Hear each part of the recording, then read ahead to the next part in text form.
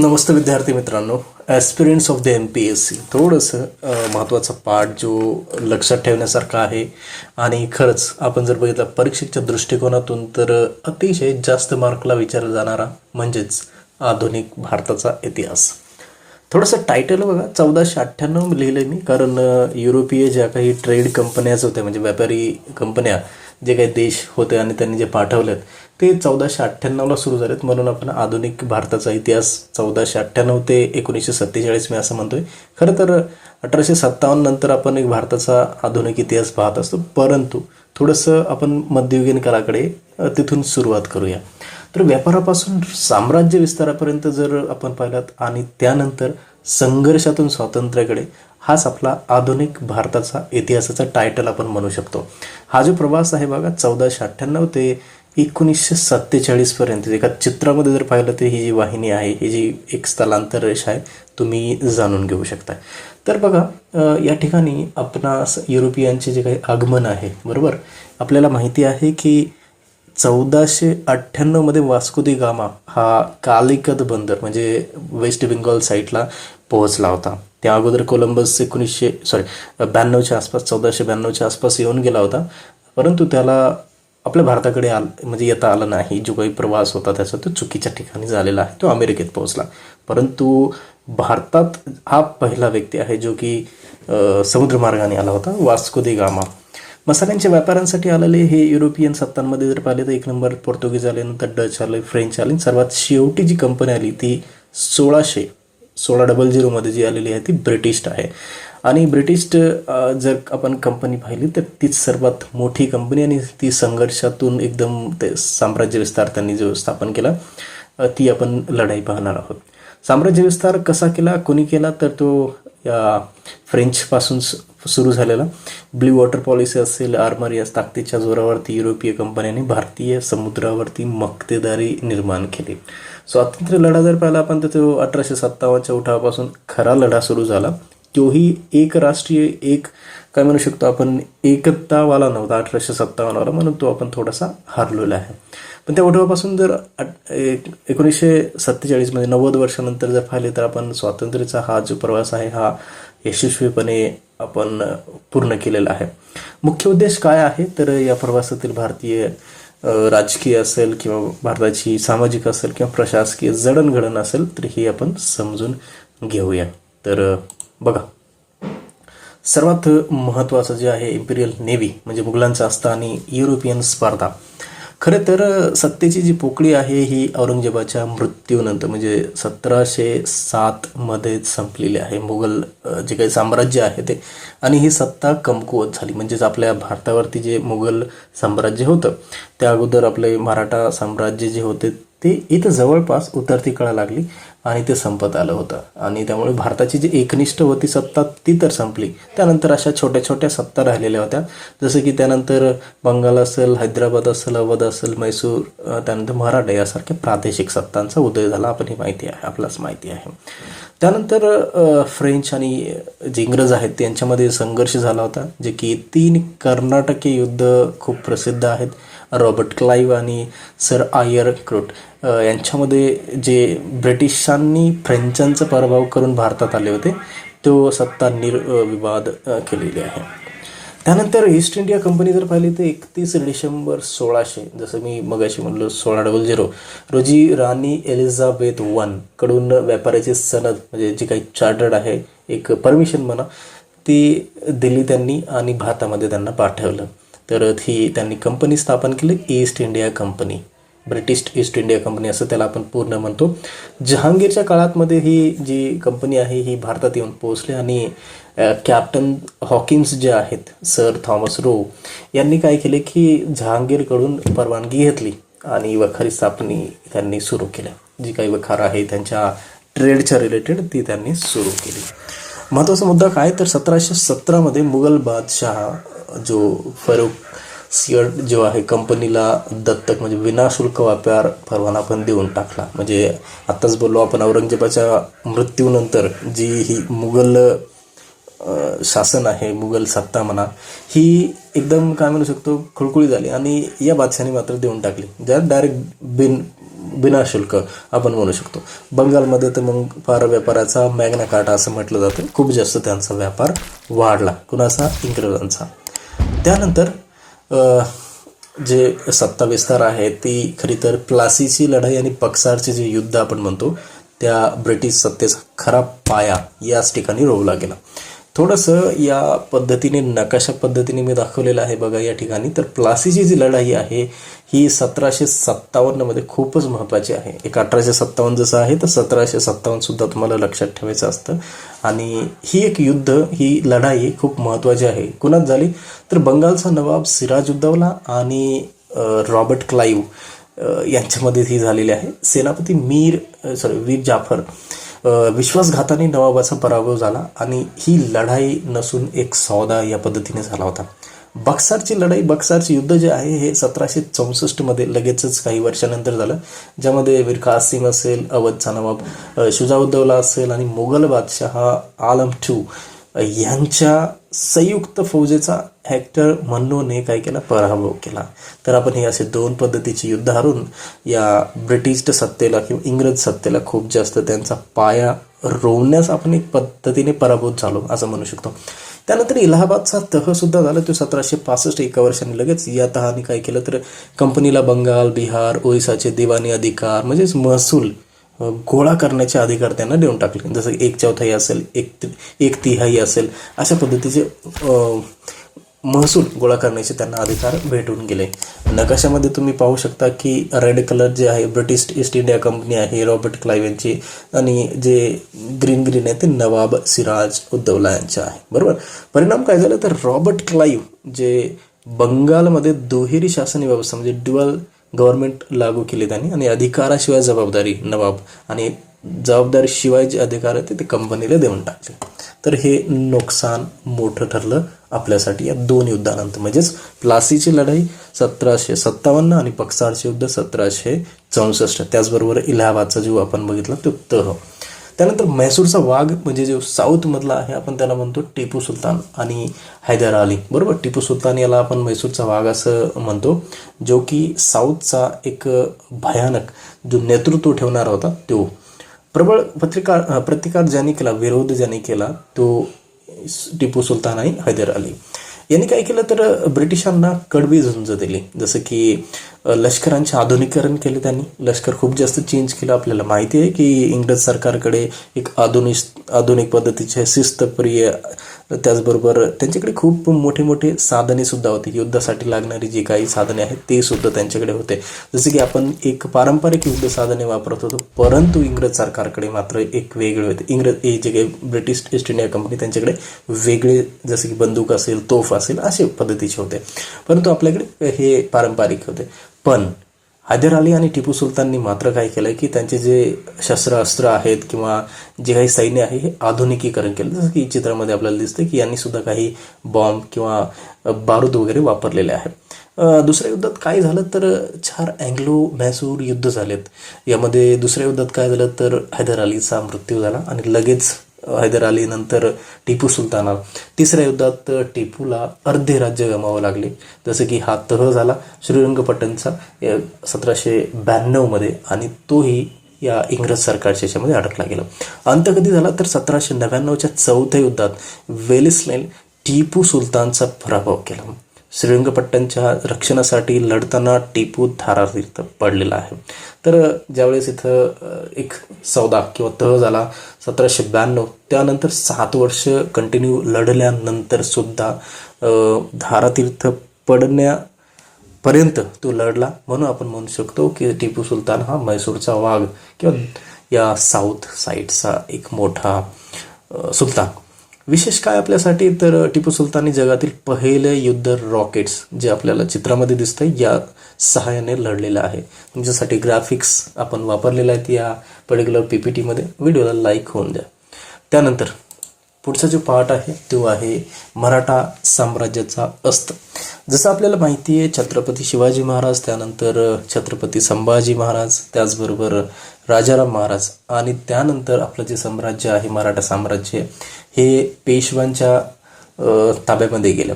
आणि पेशव्यांची जी काही पद्धती आहे, राज्य पद्धती, यांच्यामध्ये आपलं जे मराठा साम्राज्य खूप वर गेलं. परंतु त्यालाही काही वर्षानंतर उतरती कळा लागली आणि ती अशा पद्धतीने या युरोपीय कंपन्यांसोबत म्हणजेच इंग्रजांसोबत हे जे काही पद्धतीची युद्ध आहेत ती. पहिलं युद्ध जे झालं हे 3 अँग्लो मराठा युद्ध. त्यातील हे पहिलं युद्ध सालबाईचा तह 1782 ते 20 वर्ष त्यांना शांतता करावी लागली तहानुसार. दुसरे युद्ध परत मराठा सरदारांनी तैनाती फौजेचा स्वीकार केला. तिसऱ्या युद्धात मात्र पिंडारींच्या प्रश्नावरून काय केलं, लॉर्ड हेस्टिंग्सने मराठा सत्ता जी आहे ती संपुष्टात आणली. 1818 आपल्याला माहिती आहे, 1 जानेवारी 1818 हे मराठा साम्राज्याचं अस्त आहे, म्हणजे पेशवाईचं अस्त आहे. खरं तर मराठा नाही म्हणता येत, तर पेशवाईचं अस्त आहे. हा तिसरा युद्ध झालेला आहे. पेशवाईचा अस्त झाला आणि भारतावर ब्रिटिशांचे वर्चस्व प्रस्थापित झाले ते 1818 या साली.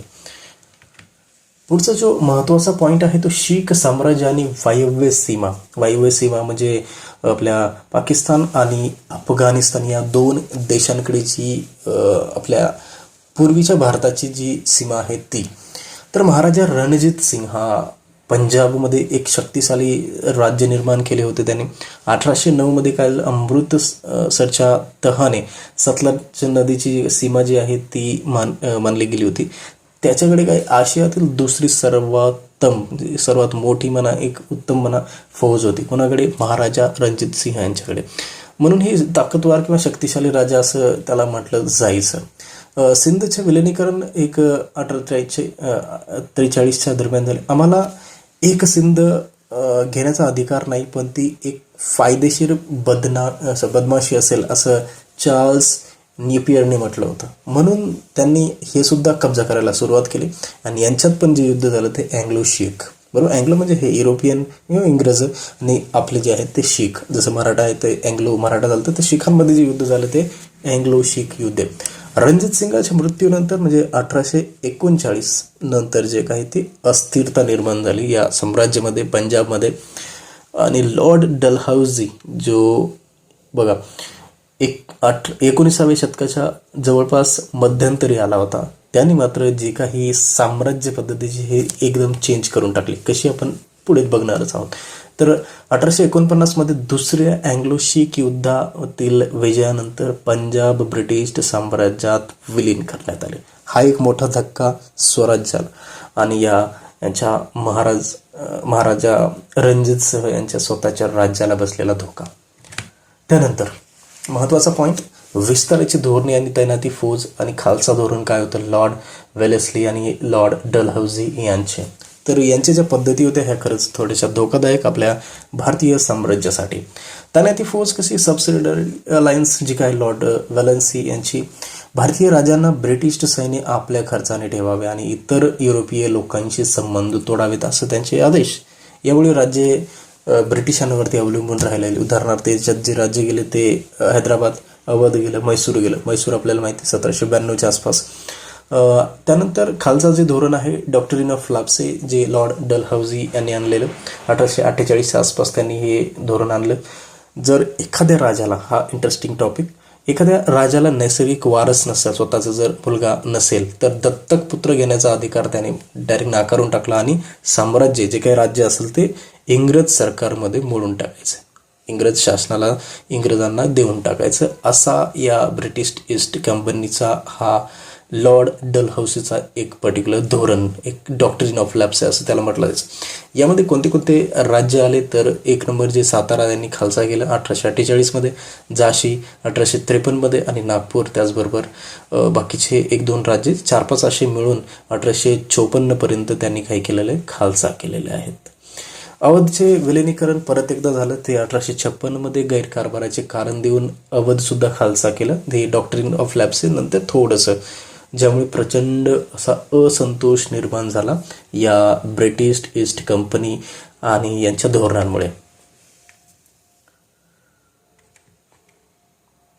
त्यानंतरचा जो पार्ट आहे तो ब्रिटिश प्रशासन आणि सुधारणा. थोड्याशा काही प्रशासनात सुधारणा नक्कीच केल्या त्यांनी, परंतु आपले जे युद्ध आहे 1857चे ते मात्र घडलंच, कारण या काही त्यांच्या आपल्या समाजात ज्या काही प्रथा त्यांनी बंद केल्या हे आपल्या भारतीयांच्या दुःख किंवा मन दुखण्यासारखे होते. म्हणून प्रशासकीय रचना जी काय आहे त्यांनी सिव्हिल सर्व्हिसेस खरंच सुरू केली त्याच वेळेस. आज आपण जी UPSC MPSC बघतो ही संविधानातील आपल्या जर पाहिलं तर तीच त्यांचीच एक कार्यप्रणाली होती. सिव्हिल सर्व्हिसेस त्यांनी घ्यायला सुरुवात केली, पण हे आपण जे पाहतोय एवढ्या मोठ्या पदांसाठी नाही. त्यांची जी मोठी पदे भरायची ते इंग्रज सरकार ते ईस्ट इंडिया कंपनी भरायची, परंतु पोलीस व्यवस्थेची सुरुवात यांनीच केली. जमीन जे काही महसुलांसाठी कायमधारा पद्धती परमनंट सेटलमेंट मात्र यांनी आणली प्रशासकीय रचनेत. सामाजिक सुधारणेत काय केलं, लॉर्ड विल्यम बेंटिक 1829 पहा यामध्ये सती प्रथा बंद कायदा आणि ठगांचा जो बंदोबस्त आहे तो केला. जसं की राजाराम मोहन रॉय असतील त्याच वेळेस जे काही ब्राह्मो समाज असेल बाकीचे जे काही आपले समाज सुधारक आहेत त्यांच्या प्रयत्नातून हे शक्य झालं. सती प्रथा बंद, पुनर्विवाह असेल, बालविवाह असेल ह्या. त्यानंतर शिक्षण 1835मध्ये मेकॉलेच्या शिफारशीनुसार काही इंग्रजी शिक्षणाला सुरुवात केली ती भारतामध्ये, आणि पाश्चात्य किंवा युरोपियन जे शिक्षण आहे ते भारतात ते जे काही विचार असतील नवनवीन मॉडर्न ते आपल्या भारतात रुजवण्यास सुरुवात केली होती. आधुनिकर जसं की थोडंसं काय म्हणू शकतो आपण इंडस्ट्रियली किंवा औद्योगिक जे पर्टिक्युलरली विकास आहे तो लॉर्ड डलहौसी यांच्या कालखंडात झाला. भारतात पहिली रेल्वे जी आहे ती मुंबई ठाणे जवळपास 34 किलोमीटरचा हा जो प्रवास आहे 1853मध्ये झालेला आहे. रेल्वे चालू झाली होती. तारयंत्रे सुद्धा आणले, टेलिग्राफ आणि पोस्टल सुविधा म्हणजे पोस्ट ऑफिस म्हणतो तेही यांनी सुरू केलेले आहे. ह्या चांगल्या सुविधा होत्या, चांगले सुधारणा होत्या प्रशासनात, त्याचबरोबर आपल्या सामाजिक आणि आधुनिकीकरणात. परंतु दुष्परिणाम सुद्धा याचे झाले. हस्तउद्योगांना त्यांना जो काही ऱ्हास आहे, कारण त्यांनी औद्योगिकरण आणले होते, त्याच्यामुळे जे हाताने बनवणारे जे काही उद्योग आहेत कुटीर उद्योग ते मात्र ऱ्हास होत आले आणि संपत्तीचे अपहरण सुद्धा झाले. त्यानंतर पुढचा जो सगळ्यात महत्त्वाचा जो पार्ट आहे तो आहे 1857चा राष्ट्रीय उठाव. कारणे काय होते तर एक काही तत्कालीन कारणे होते, जसं की एनफिल्ड रायफलची काडतूस आहे जे की धार्मिक पद्धतीचा दुखाव याच्यामध्ये आणला होता. जसं अशी एक त्यामध्ये बातमी पसरली की या एनफिल्ड रायफलची जी काडतूस आहेत म्हणजे ह्या गोळ्या त्यावरतील जे आवरण आहे बंदुकीच्या त्या गोळ्यांच्या वरचे हे ज्यामध्ये डुकराची आणि गायींची चरबी मिक्स आहे असा त्या काळचा हा प्रचार, आणि त्यामधून हिंदू आणि मुस्लिम या दोघांचीही धार्मिक मने दुखावली गेली. संस्थानिकांचे विलिनीकरण सुद्धा राजकीय कारणांमुळे यांनी केलं होतं आणि शेतकऱ्यांचे शोषण मात्र खूपच झालं. ही या उठावाची ठळक काही कारणे होते. ठिणगी म्हणजे एकदम तात्कालीन कसं झालं तर मंगल पांडे यांनी बराकपूर या छावणीत जाऊन बंडाचे निशाण फडकवले, म्हणजेच त्यांनी डायरेक्टली गोळी मारून त्या अधिकाऱ्याची हत्या केली, वध केला. अशा पद्धतीचे आपण या ठिकाणी व्हिज्युअल्स दाखवले. एनफिल्ड रायफलची काडतूस जे काही ग्रेस आहे यावरती काडतुसावरती लावलेलं आवरण ते दातांनी काढून म्हणजे टाकायचं असायचं. नेतृत्व कोणी केलं या पर्टिक्युलर 1857च्या उठावाचं, ज्याला आपण पहिलं स्वातंत्र्य समर असंही म्हणतो, आणि ह्या देशाचा उठाव आपण म्हणतो.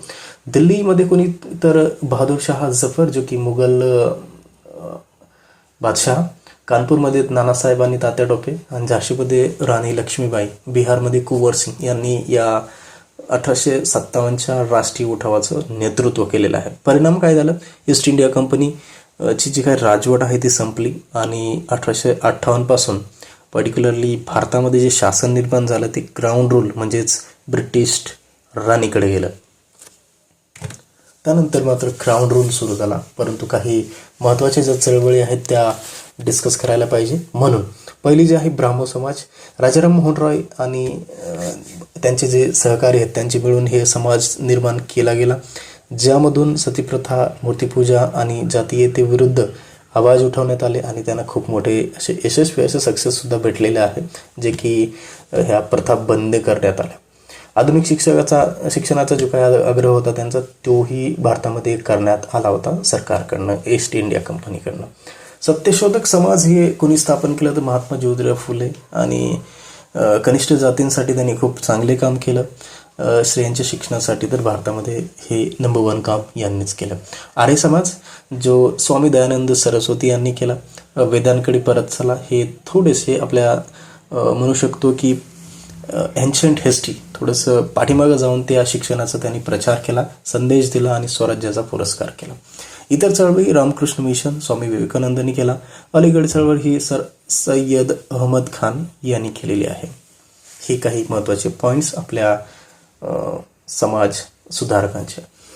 राष्ट्रवादाचा उदय जर पाहिलं तर काँग्रेसची स्थापना A.O. ह्यूम यांनी काय केलेलं आहे. इंग्रज अधिकारी हे भारतीय लोकांचे जे विचार आहेत इंग्रज सरकारच्या विरोधात एक त्यांना प्लॅटफॉर्म भेटावा यासाठी काँग्रेसच्या स्थापनेची एक म्हणू शकतो चळवळ किंवा पर्टिक्युलरली लोकांचे मत व्यक्त होण्याची एक मीडियम द्यावा त्यासाठी त्यांनी हा सुचवलेला प्रयत्न सक्सेसफुल झाला. तो 1885 आणि काँग्रेसची स्थापना 28 डिसेंबर 1885 झाली.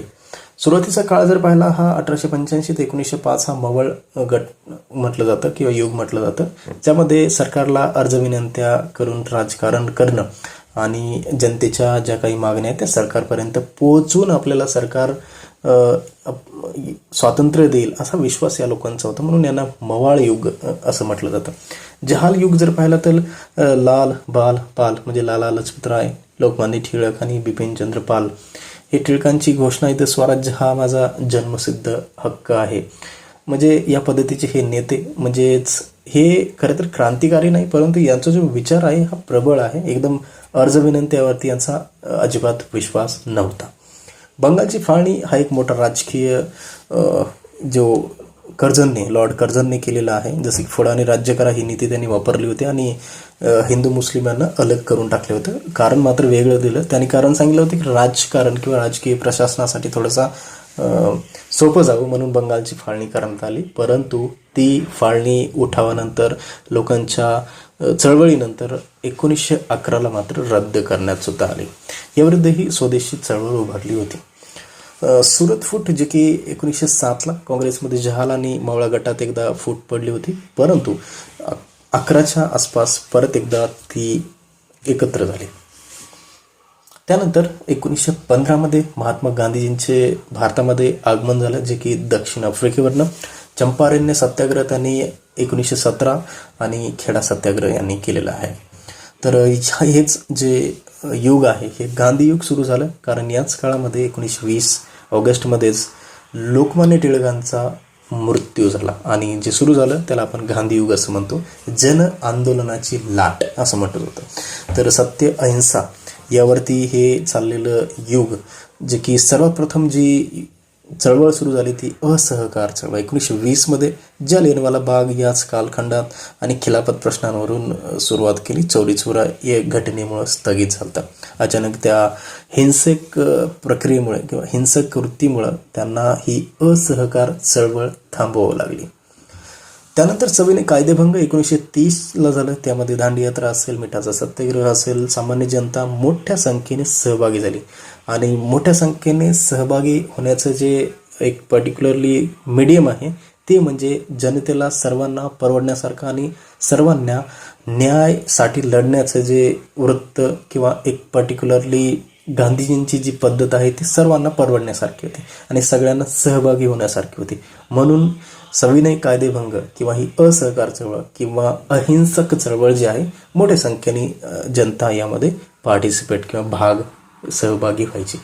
भारत छोडो आंदोलन हे 1942 डू ऑर डाय, करो और मरो, करेंगे या मरेंगे असं आपण या पर्टिक्युलरली आंदोलनाला म्हणत असतो.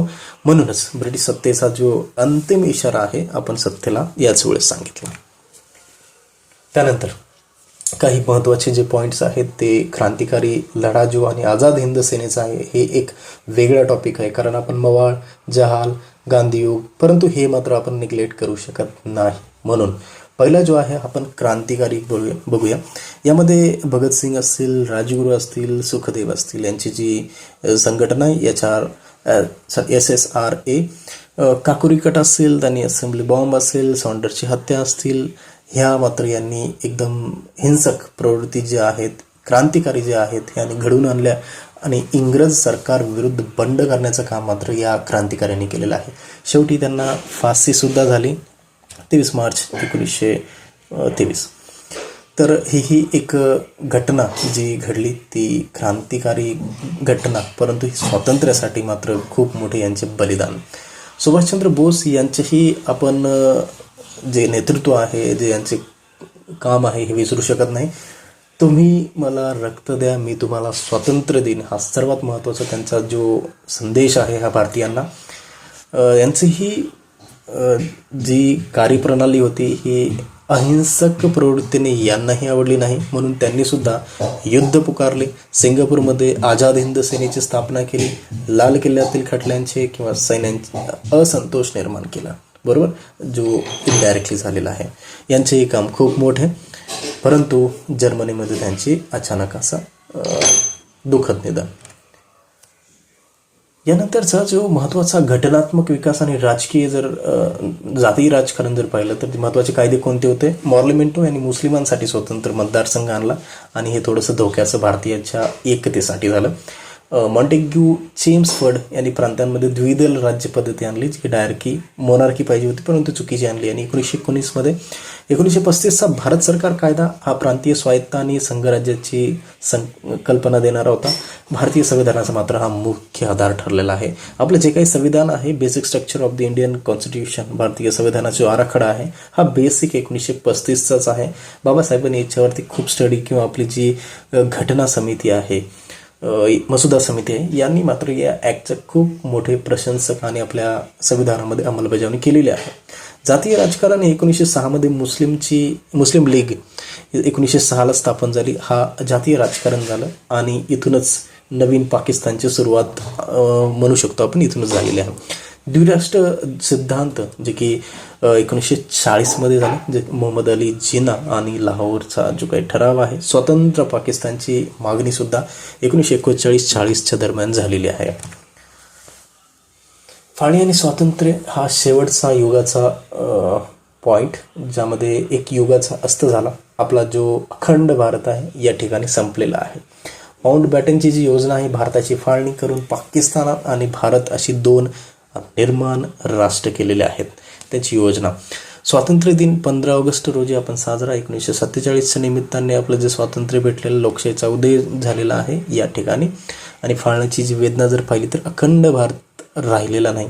दुसरं म्हणजे लाखो लोकांचे विस्थापन झालं आणि त्याचबरोबर हिंसाचारसुद्धा झाला. भरपूर लोकांची या ठिकाणी निधनसुद्धा झालेले आहे. निष्कर्ष जर पाहिले आपण तर लोकशाही, सार्वभौमत्व आणि संविधानाच्या आधारे आधुनिक भारताची वाटचाल या ठिकाणी सुरू झालेली आहे.